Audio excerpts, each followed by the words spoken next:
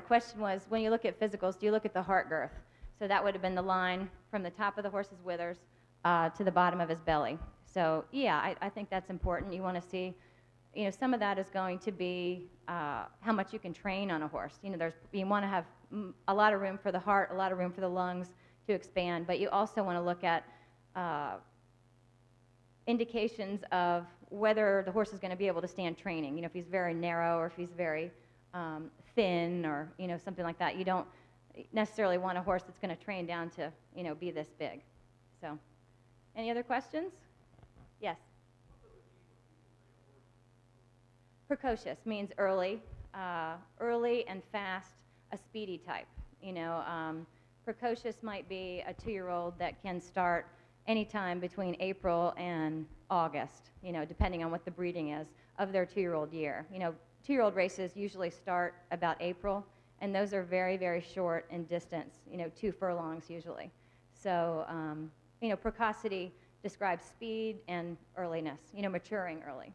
The question was, after purchasing a yearling, there's a period of time between deciding, you know, who the horse is going to be trained by, et cetera, and what should be done during that period. You know, in my opinion, if you buy a horse that's going to be a 3 or 4-year-old, you know, looking at his pedigree, looking at his physical, it may not be as important to go ahead and break that horse.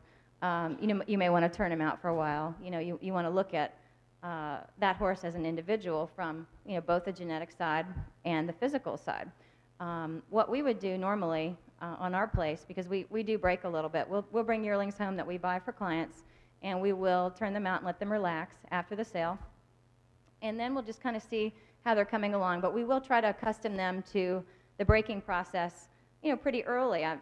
Typically, we would have them broken by September, which would be, you know, it could be a month after this sale, or it could be, you know, right after the September sale. But we start slowly with them, introducing the tack, the rider, the process, and then depending on the animal, you know, we might go ahead and move forward if it's going to a 2-year-old sale, if it's going to be precocious. But, you know, we might also turn them out after they get trained. I like to bring them up so they can walk, trot, and canter, you know, and you know the basics about their personality, et cetera. And then, you know, they'd be sent to a training center after that. So we do the basic breaking process so that we can accustom ourselves to their personality and, you know, get to know them as individuals as far as what might help us manage their racing career. So, but there are lots and lots of training centers around, many in Florida. And we send most of ours to Florida just because of the time of year, because Kentucky can be pretty nasty in the winter. X-rays are. Ultrasounds are not so routinely made available just because of an ultrasound would be something of a diagnostic tool that you'd be looking for. You might ultrasound a bump that you saw on a horse, you know, on his leg or something. It's a soft tissue. I think sometimes not every horse is going to be perfect, and many times the runners, you know, are not, and they might get X'd off a list because of some small thing, you know, that happened to them as a baby. But you might be wanting to know about scoping too. Scoping is something that horses get done in order to see how the inside of their throat moves, which would be soundness. You want to make sure that throat can open very wide, you know, and get plenty of air. So they stick a tube up the horse's nose, and they look at his arytenoids and how they move inside. And that also is not necessarily going to be a perfect indication. I sold a horse that you all might remember if you followed racing. Her name was Take Charge Lady, and Take Charge Lady was sold by Fasig-Tipton. And I was so nervous because I'd really just started out, and her owner was pretty tough. He had an oil business, and he had his reserve in mind. When they started scoping Take Charge Lady, 9 out of 10 veterinarians failed her. So I was really, really nervous about going into the ring. But thankfully, one guy passed her, and we got $175,000 for her, and the rest is history. I mean, you know, you can't base everything.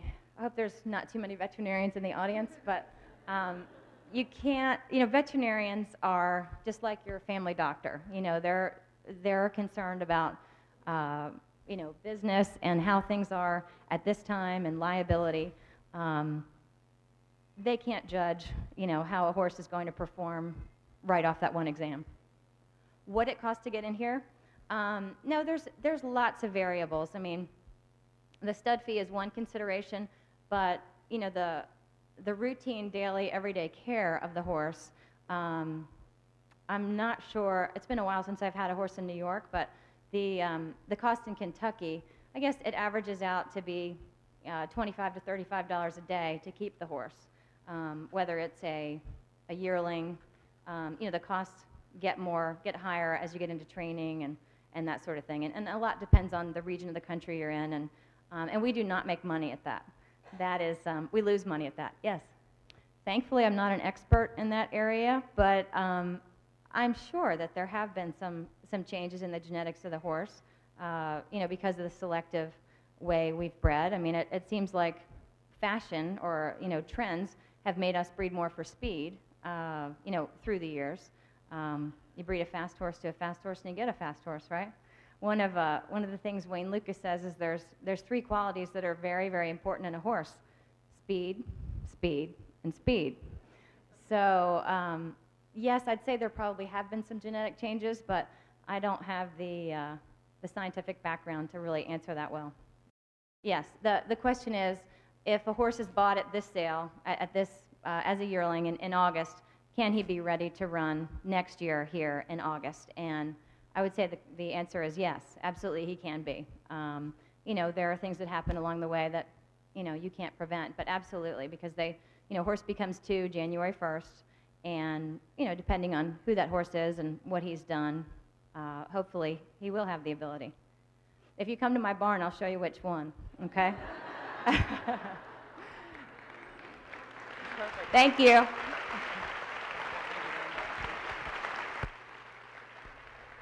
Thank you very much, Meg. That's funny you should ask that, because Fasig-Tipton and Naira have started a program this year called the Juvenile Jackpot. So the first yearling to win a graded stake from this yearling sale, a horse that's bought on Monday or Tuesday, to win a graded stake at Saratoga next year will win $100,000. So now that you understand how this all works, it'll give you a chance to watch and pay attention next year. And if no horse wins, the following year, a new yearling to come in, it's going to roll over to be $200,000. So this will be a good way for you guys to follow horses graduating from the sales to the racetrack.